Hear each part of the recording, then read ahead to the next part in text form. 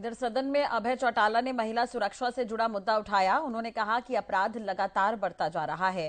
सदन में पूछा कि क्या यौन शोषण मामलों की सभी शिकायतों पर कार्रवाई हुई। इस दौरान उन्होंने संदीप सिंह केस का मुद्दा भी उठाया। उन्होंने कहा कि सरकार ने आरोपी मंत्री का बचाव किया। वहीं इस पर गृह मंत्री अनिल विज ने जवाब देते हुए कहा कि यह केस कोर्ट में चल रहा है। विज ने कहा कि हमने किसी को नहीं बचाया, कोर्ट में मामला है।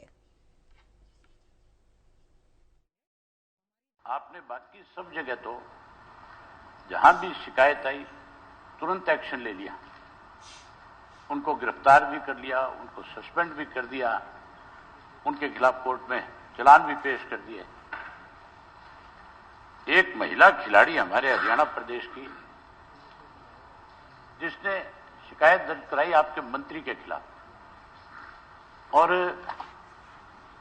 उस मंत्री के खिलाफ सरकार ने कोई कार्रवाई नहीं करी, उसका बचाव किया। जहां उसका आपने बचाव किया वहीं चंडीगढ़ प्रशासन की तरफ से जब मंत्री के खिलाफ चार्जशीट दाखिल कर दी गई तो फिर उसके बाद उसके खिलाफ आपने क्या कार्रवाई करी, ये भी आप बताओगे। और बाकियों के खिलाफ अगर कार्रवाई करी है तो फिर जिस मंत्री की चार्जशीट होगी उसके खिलाफ आपने कार्रवाई क्यों नहीं करी, उसका कारण भी बता दें। स्पीकर सर, खिलाड़ियों के खिलाफ शोषण के केवल 24 केस आए हैं और 24 में से 17 के केस कोर्ट में चल रहे हैं। 6 अभियोगों में जांच के दौरान कोई साक्ष्य नहीं प्राप्त हुआ है। 4 अभियोगों में अभियुक्त के विरुद्ध आरोप साबित नहीं होने के कारण उनको छोड़ दिया गया। और जहां तक आपने माननीय मंत्री संदीप सिंह जी के मामले में बताया, इनके केस की जुरिडिक्शन चंडीगढ़ की पड़ती है। चंडीगढ़ में उसका केस दर्ज हुआ।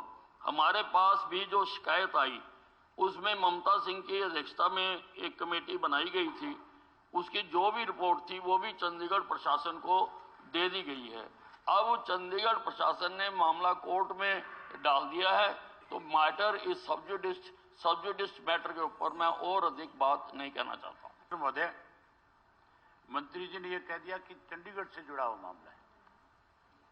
मामला चंडीगढ़ की कोर्ट में है, लेकिन मंत्री आपके हरियाणा प्रदेश का है। शिकायतकर्ता कोर्ट जो है वो आपके हरियाणा प्रदेश की है, वो बाहर की नहीं है। मामला हरियाणा से भी जुड़ा हुआ है। ममता सिंह की जो रिपोर्ट है, आपने कहा कि हमने चंडीगढ़ प्रशासन को दे दी, आपने उसको सार्वजनिक क्यों नहीं किया? आपने उस रिपोर्ट को इस बाकियों के बारे में लिख करके दे रखा है, इसमें भी लिख करके दे देते। मैंने तो पर्टिकुलर उस कोच के बारे में लिखा है जिस कोच को आप प्रोटेक्शन देने की बजाय आपने उसको सस्पेंड कर दिया। बारी बारी उसके ऊपर यह दबाव बनाया गया कि किसी तरीके से वो केस को वापस ले ले। मतलब आपने बचाव किया अपने मंत्री का। मैंने ये पूछा भी, आपने चंडीगढ़ में मुकदमा दर्ज हो, चाहे दिल्ली में मुकदमा दर्ज हो, चाहे कहीं और मुकदमा दर्ज हो, हरियाणा से सरकार से जुड़ा हुआ व्यक्ति अगर उसमें शामिल है तो उसके खिलाफ तो कार्रवाई सरकार करेगी या कोई और दूसरा करे। 1 मिनट के साथ साथ 1-2 चीजें और आपसे पूछ लेता हूं। अगर मिनिस्टर इस मामले में इन्वॉल्व है और अगर किसी कोच के साथ इस तरह से हो रहा है, अगर खिलाड़ियों के साथ हो रहा है, कोच के खिलाफ कार्रवाई नहीं होती, तो फिर आप ये मान के चलो जो हरियाणा प्रदेश देश के अंदर सबसे ज्यादा मेडल जीतने का काम करता है, हमारी बेटियां सबसे ज्यादा मेडल लेकर के आती हैं। कल को कौन माँ बाप जो है अपने बच्चों को स्टेडियम में भेजेगा जब उनको प्रोटेक्शन सरकार की तरफ से नहीं मिलेगी? मंत्री जब उनके खिलाफ इस तरह की कार्रवाई करेगा तो फिर आप ये बताओ।